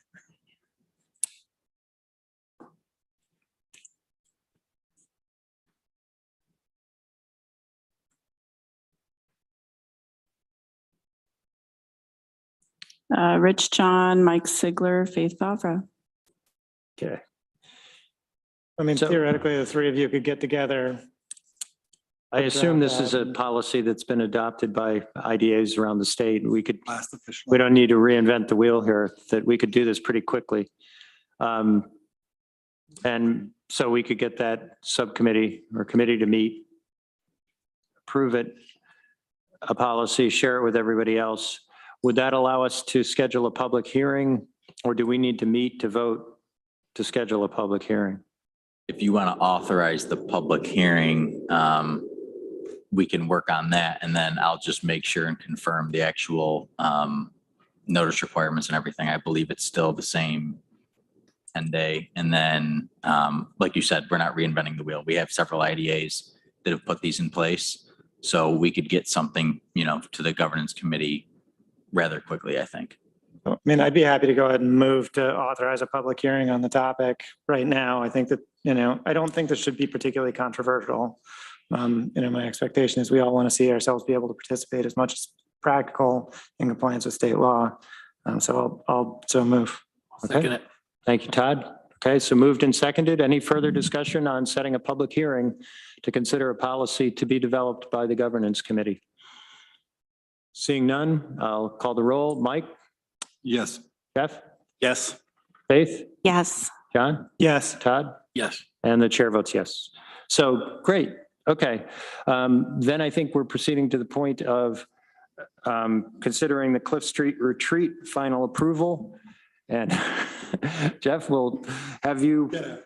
Promise we still love you, Jeff.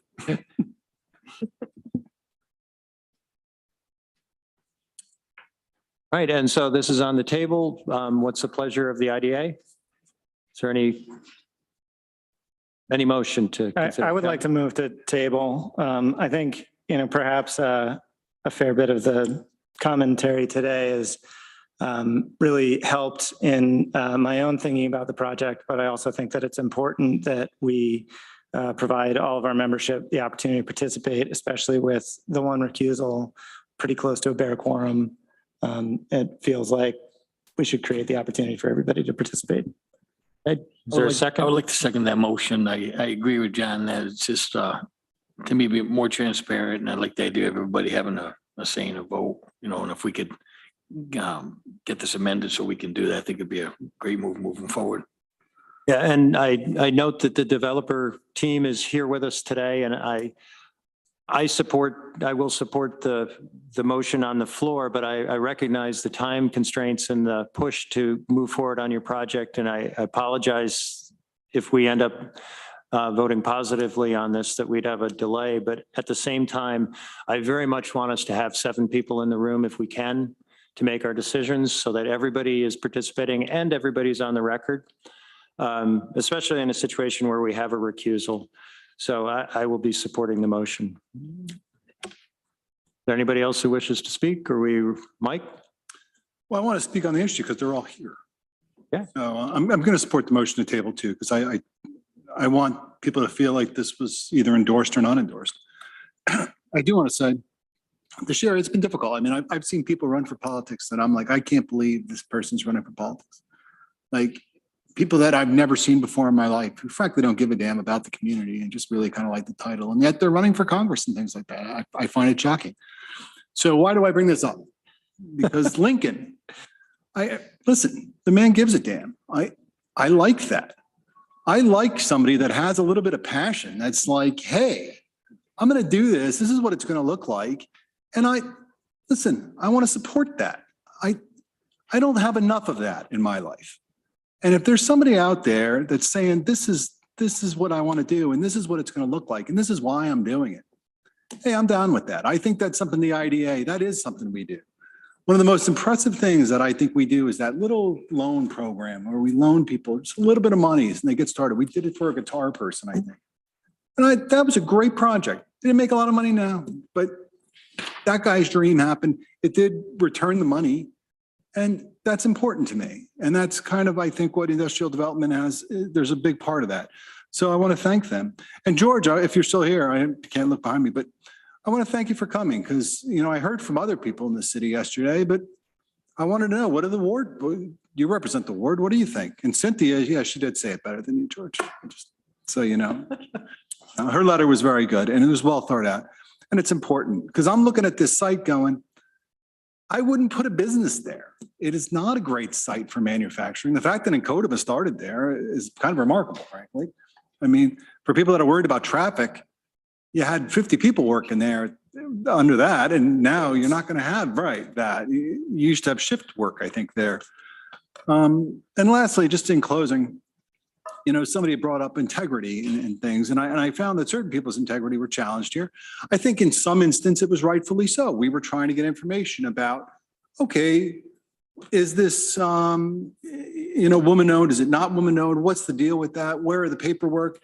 And then the person came forward and said, here's the paperwork, and this is what it was about. And that made sense to me. So I don't want that person thinking that her integrity is being challenged. It was just, there were questions. Those questions were answered. Now that the questions are answered, the fact that some people continue to bring it forward, that's a question of integrity, I suppose. But no, Lincoln kind of sold it for me, was that I want to be excited about something. And this, I think, is an exciting project. And I think it really does have the ability to kind of let us into a waterfront that frankly, a lot of people don't have access to. That's it. Thanks. Thanks. Anybody else want to speak? We're good? Ready to vote? I'll call the roll. Mike? Yes. Faith? Yes. John? Yes. Todd? Yes. And the chair votes yes. So again, I apologize to the development team. we don't want to slow you down, but we want to consider this in the right way. And certainly we will have our policy in place, I'm hopeful, in our November meeting, but better than that, I hope all 7 of us are healthy and sitting at the table so we can have our debate and vote. So we'll see you then. Okay. Next item of business is Gateway Lofts, and I see we have a guest with us today, Frost Travis. If you'd like to come up to the table and join us. Before we start that, do we want to just quickly address the conflict? I mean, it's the same one, but we probably should get it in the minutes. Is he coming back? And then I mean, going I think back? that he should, I hate to be a parliamentarian, but we probably. No, that makes sense. I have a conflict with the next project as well. All right. I'll ask you to. Poor Jeff. You go back to your seat. Yes. Hey, I'm just going to give a little overview of what you have in your agenda packet and the incentives requested. This is a community revitalization project. As I put in my community benefits memo, we are seeing nationally office vacancy rates of about 12%. The city of Ithaca's office vacancy rate is about 11%. And one of the strategies in the countywide recovery strategy lists an action to work with landlords to find ways to move some of that office space into residential. And longtime developer in this community has stood up and proposed the first of what we may see to be a few more conversions from office space to meet the continuing demand for residential use. This is an eligible project under CTAP as of right. The proposed increase in property taxes totals about 1.2 million in new property taxes over the 7-year period of the proposed incentive. That is the 7-year as of right incentive. And there is a housing payment of $230,000 to support the Community Housing Development Fund. And so those are the incentives that are requested, some of the community benefits and payments. And I will turn it over to Frost to give a little bit of an overview about this project. Thank you for the opportunity to speak to you all and to present. This project started, and Heather gave an excellent summary. Our vacancy rate is now very close to 100%. That was a unique set of circumstances with selling the parking lot to the other larger project that Peak Campus is working on. And we were in default on our leases, as it turns out, and I had a mitigation plan for all of that parking for the offices, which was to the buyer, the other developer was obligated to provide parking offsite with a shuttle and or in city garages. But we were in technical default on our leases, and people voted with their feet because everyone wants to park right next to where they work. In downtown Ithaca, that's not always possible. In this instance, it was. But it also was an opportunity. I didn't have the resources to develop the parking lot myself. I thought it was the highest and best use rather than surface parking to add a lot of units. And then I thought, how am I going to fill close to 50,000 square feet of office space with offices and with everyone leaving because the parking was really the prize for that building. And I thought, we don't have to have parking here. It's not required.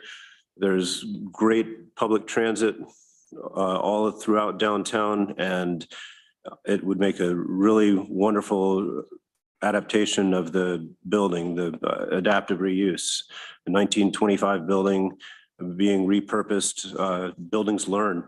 It started life as a warehouse, and it evolved into an office building, which my father built. That was the highest and best use at the time. And now I think housing is the highest and best use given the demand locally for housing. Okay. First, welcome. Thanks for coming. And I open the floor up to any questions or comments. John? A couple of questions here. First off, I think this is a great project. and certainly, falls within our policy.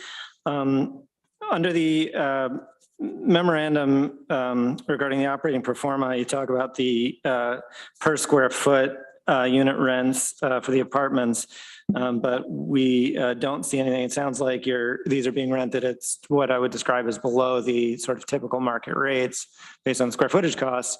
Can you describe that in like a bedroom or a unit rate? That's sort of a rough range of what those rents are likely to be. So we were trying to get the rents below market, but as has happened at Library Place, construction costs are going one way. And as we developed the drawings and got bids, we had very low bids or a very low response. So I think we had one electrical bid or personal construction bid. That's our proposed general contractor. So, costs are high. Our rents they are below the peak of the market, but in square, I don't have the rent roll in front of me, but they're going to be lower than city center, probably by 15 to 20%. I would say we're at $350 to $375 a square foot. So it's not at the high end of the range, $450 a foot. So we have a mix of 2 bedrooms and 1 bedroom apartments with no studios. We have a lot of amenities that we're adding in. So I would say I don't have the dollar range. I've been thinking of this in square footage, so I don't. But you can back into it with the average unit size is about 1,100 square feet, I would say.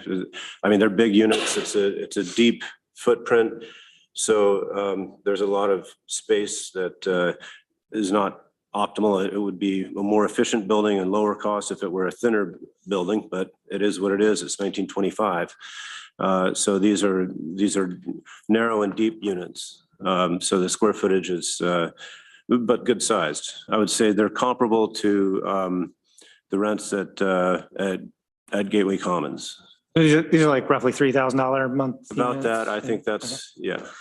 And then also I'm curious about the, in Heather's memo, it notes that you have demonstrated financial need and are eligible for the 10-year abatement, but you've only applied for the 7-year. Can you shed some light on that decision? John, the return on investment memo is for the previous project. There's no return on investment memo for this project. And I can elaborate on that. Under CTAP, you're eligible as of right for the 7-year incentive, which phases in the new property taxes over 7 years. If you want to go for the financial need piece, that's a bigger incentive over 10 years. And this applicant has opted to go for that 7-year as of right incentive. I think we saw that with Todd Fox's project on Seneca Street as well. So it was one less memo that I had to prepare. Okay. Was that why you had your hand raised, Heather? Okay. Mike. I was hoping Heather could actually answer. I'm having trouble visualizing it. The building that you guys used to be in, and then the parking lot has been sold off and a new building is going over there. So the 2 buildings will kind of be nestled together. Correct. Next to one another? Yes. And we actually do have a limited amount of parking available in the garage. That was part of the transaction with the sale of the land. For both Gateway Commons and I should clarify, we thought we would touch on the history of the building. It used to be the Dean of Ithaca, so Gateway Lofts is a working title. We plan to open it as the Dean. So, as a kid, I rode the school bus by Dean of Ithaca every day. Mm-hmm. Anyway, so I like that.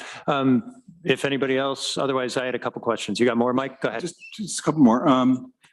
The other project, did that have any affordable housing in it, or did they buy out too? They opted to buy out. On page 13 of your application, you indicate that there's going to be an 1,800 square foot event space on the first floor But I was curious, there's about 10,000, almost 10,000 square foot on that floor. What's the rest of the space going to be used for? It will be apartment units. Okay. Are you going to have any storage space for bikes and electric bikes? Because it seems like electric bikes are what's going to help serve this building.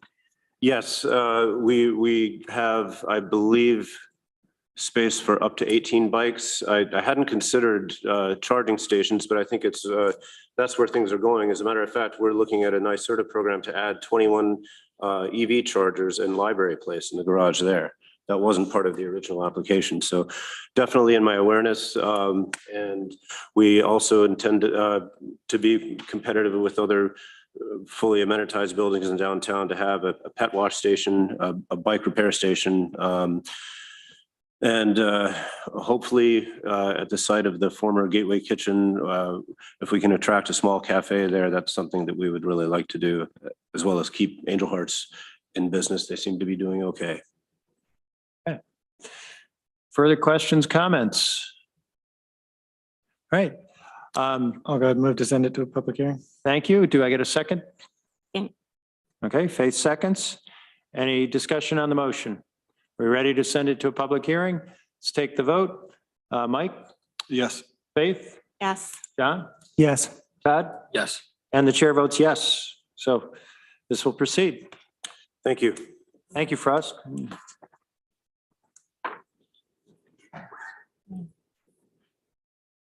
All right, next item is the 2023 TCIDA draft budget and approval, and I believe that is on page 34, 35? 35. Yeah. 35. And again, as with the TCDC, we're required to submit a draft budget online to the state reporting system by November 1st. So we've projected to the best of our ability what our ending balance will be and budget for next year. Okay, questions? All right. Could I get a motion to approve the budget? Mike moves. John seconds. Okay. Questions or comments on the motion? Are we ready to vote? Mike? Yes.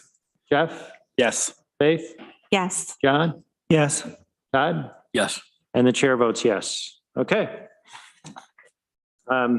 Next up is chair's report, and we're going to talk about the policy on remote voting, but I think we've covered that. So I will not talk about it again. And that moves us on to staff report. Heather, is there anything you want to report to us? I have heard nothing further on McKinley, the project in the 401 East State Street parking lot. So that project is currently on hold. The City Harbor project was slated to start construction this fall. I heard from them last week that it will likely be a February closing. So that's their projected start date at this point. Okay. Any questions for Heather? Seeing none, we have minutes from our September 14th, 2022 meeting. Could I get a motion? Put those on the floor. Mike moves. Todd seconds. Okay. Any questions or comments on the minutes? Seeing none, I'll put it to a vote. Mike? Yes. Jeff? Yes. Faith? Yes. John? Yes. Todd? Yes. And the chair votes yes. Okay, and those are approved. I do not believe we have any need for an executive session today. No. Any other business to come before the Industrial Development Agency? Rick? I just wanted to let the board know that back in July, I had let our county legislature and county administrator know that I would be retiring at the end of November. Gave them 4 months or so for looking for a replacement. And I wanted to bring it to your attention since I do the books and get your signature from time to time on checks as the check writer and the revenue depositor for your organization. I just wanted to alert you to the fact that there will be a switch over in who's handling your monies. And I'm open to different ideas. If there is a finance director that's picked, and they do have interviews scheduled for this month, And in place by the time I leave, which my last day is November 29th, we'll simply turn those duties over to the new finance director. If that does not occur prior to my departure, we have a decision to make as to how you want your finances conducted. You have a few different options, and that's why I'm just telling you informally here now that you can think about. We could either turn over the checkbook, so to speak, to your board treasurer, who I'm not sure is. And I'm effectively not an official member of your board. I've been tasked with that as an official of Tompkins County to handle the record keeping, and that's what the treasurer has passed on to our office to do for you. And if I didn't think that's what you would really want to have happen, but I would gladly do that. Or we could simply pass it on to the interim person, who will probably be my deputy director of finance, Drew Brayman. Most of you have met, and he will serve in that capacity until a permanent finance director is appointed. The other option is we could turn the checkbook and the little bit of counting that still needs to be done at the end of the year. We've pretty well caught up with everything that needs to be transacted for the year, with the exception of whatever fees that might come in over the latter part of the year, and a little bit of interest calculation. But most of the expenses have been paid, and it's not a hard process to close out the year. But the third option for you would be we could turn over the check writing activities to Ina and Heather, at the IAD to handle that. Rich John signs those checks anyway, so there's a limited control over that. They're not going to be writing checks without the board knowing about it. But that's a little fuzzier. It kind of brings administrative management and the control of the finances, and you lose a little bit of the controls. But it is just for a short period of time, also probably a number of weeks and not months. So I wanted you to be thinking about it as I plan my retirement. I could have, maybe should have brought this to you a little bit earlier, but I have so many people to contact between that's okay, Rick. bond attorneys and everything. If you have questions, I'll answer them, and you can give me. No, thanks for bringing this up. My inclination, and I would of course defer to the full membership, but to continue as we have, and you'll be here for our November meeting. We'll say nice things about you at that time, I anticipate. But if you could, I'll start writing those things. Yeah, you should. For you to say. If you could invite Drew to come with you. Sure. To our next meeting, and we'll hopefully manage to transition that way, unless anybody has any other method. But no, that's great that you brought it up. And yeah, we will say nice things, but not yet. But not too nice.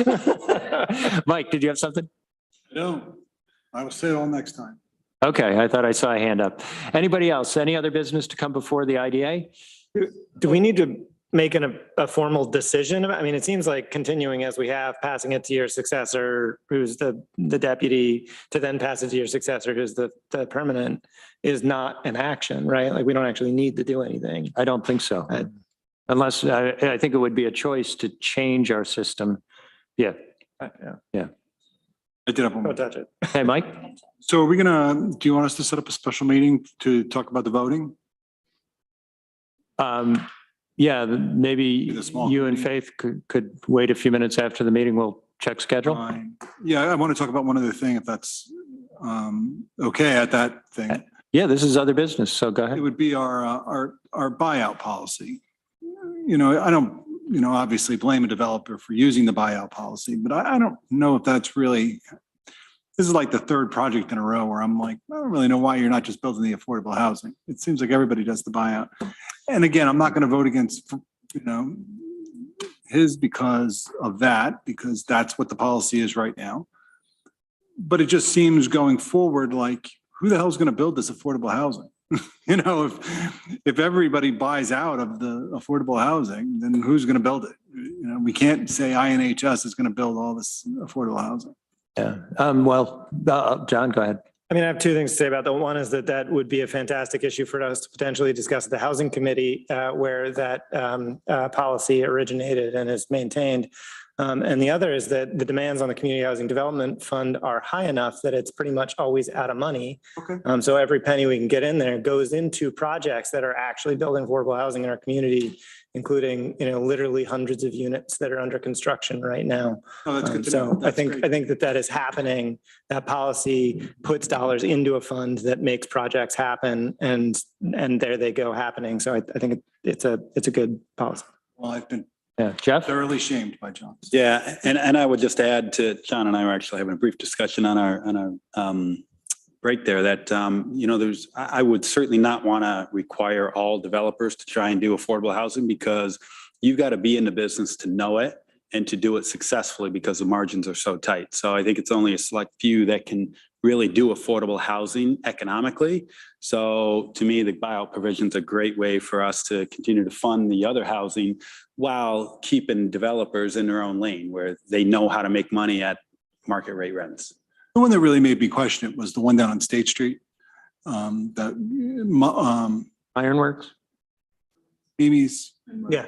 And the only reason was it's 2 blocks from the supermarket. It's like a block from the walking path. You're 2 blocks from downtown. I mean, it's like, that's kind of where you'd want people to live. And that's the thing. It's a walkable site, I guess you would say. And I'm kind of looking at this site going the same thing. It's like, you walk to everything. You don't need a car. Hey, John? Yeah, I think that there's, an important understanding is that there's there are a couple of different kinds of affordable housing, and the kind that we're specifically trying to incentivize that we really have any kind of authority over is what's sort of colloquially referred to as big A affordable housing, which comes with a pile of compliance requirements that are challenging to navigate, and if not navigated appropriately, can create substantial issues within the community that are, make it harder to build more affordable housing and sort of harder for the community to accept a project within their community. So I think that, sort of just to further the point that Jeff made, we do want to make sure that people who are doing big A affordable housing are professional affordable housing developers. The sort of affordable housing that's just happens to be lower costs comes in a pile of different ways, and we almost certainly won't see those projects here because they tend to be small. We saw one with Todd Fox's 327 West Seneca. It's a perfect example of the kind of project you can really build that can just cost less. But it's challenging to do big A affordable housing, and I think it's important to make sure that there are professionals doing it. Thanks. Stephen, is there a way we I don't know if the board could look into doing something with, when someone comes to the IDA and gets some kind of a tax break or reallocation of somewhat, is there a way we could do something in our guidelines or in our rules, or where they have to keep the project? Because some of these projects, they turn over ownership almost immediately. And so that the one that worked out the benefit or the tax abatement structure with us, they're out of the picture, and someone else is a new owner. Is there a way we could do something there to back us a little bit more? I mean, we got the policies in place. Actually, the IDA's pilot agreements do not provide for transfer to a new owner. They have to come and ask for that transfer. The solar projects are a little bit different in that the developer sells the project to a new tax credit entity. And sometimes they do change hands a couple of times. But in anything that is not solar, it is specifically forbidden a transfer of that incentive without prior approval from the IDA. So we already have that. Because some of these developers have a lot of reason why they don't get many bids is because they have reputations of not paying timely to their subs. And that's why a lot of people don't want to invest their time and equity into a project where they know it's going to take them a long time to get paid. And if that's, can we put clauses in there where especially with these solar, we put clauses in there where before the abatements kick in or the tax benefits kick in, that all these other subs have to get paid? Because we're trying to ask local people that employ local manpower and stuff like that to do these projects. And then the same people are asking to go after these jobs and employ our local members in the community. Now they're being hurt when they're not being paid. And as you get more and more bigger developers coming in town doing this stuff, it's just something that could really be abused. And then the contractors that you're asking to come in here and fill these roles can't stay in business. You know, they're not doing these projects with these people. Then they bring in these companies from out of the area because they claim they can't get any local bidders. It's all because no one could leave their money hanging out on the table like that for that long. Yeah, I mean, theoretically, you can really put in the covenant section virtually anything you want. The only, I guess, administrative issue that you would want to think about is, you know, the subs are going to get paid whether it's 50% done with whatever their job is or 100%, whether it's completed. At that point in time, sales tax exemption benefits have already been taken. Chances are if they closed with a bank, the mortgage recording tax exemption. So really the only thing would be the pilot, which again, theoretically you could put language in there that says, you know, basically at the completion of construction, IDA has the right to, you know, it could be an event of default if there's evidence that one subcontractor hasn't been paid. But again, then the administrative side of things is now you got to consider how do you want to administer that? Where are you going to be getting all the materials and documentation? And those are just things to consider. I was wondering if there'd be like a checklist that they could sign off before they get their abatements or their benefits where, okay, this has been done, all this stuff has been done, and then they can apply for the final. I don't know if it sounds like something we could do or not. I just trying to stop this stuff from happening ahead of time because it could really put some of these smaller contractors out of business that are trying to do these. Yeah, I mean, if anything, I think the cleanest way would be having it as an event of default, and then at some point at the completion of construction requiring some sort of proof, kind of holding up final approval and, you know, holding up the provision of the pilot and so forth. That might just complicate things rather than, like I said, just having it as an event of default. And again, making sure that we're matching their construction timelines with when we're having the pilot start, so we don't run afoul of that. And then again, just what sort of materials are you going to want from the actual applicant to provide that would satisfy? Okay. That everyone is paid. John, did you have more? I mean, on that, Heather, I would be the expert here, but I'm assuming all of these projects are being completed with like actual construction loans, which are going to require lien releases from all the subcontractors at every draw and et cetera, et cetera, et cetera. So this really should be handled, and they're publishing the amounts that are available in the construction loans for contractors to see in advance. I think that this is an important issue, but perhaps one that is not really appropriate because of the structure of how we deliver abatements for us to handle, and already should be ideally handled by the banks that are involved. Yeah, I would agree with that. We've had a couple of instances on some IDA related projects where I've had a subcontractor call me and say, hey, you know, we're filing suit for non-payment. Is there anything that you can do to facilitate us being paid? And in both of those cases, I called the project developer and I said, this doesn't look good for you or for us. So can you pay these contractors? And in both instances, they did. Okay. All right. Any further business? Yep. Seeing none, could we entertain a motion to adjourn? John moves, Todd seconds. All those in favor? We are adjourned. Thank you, everybody.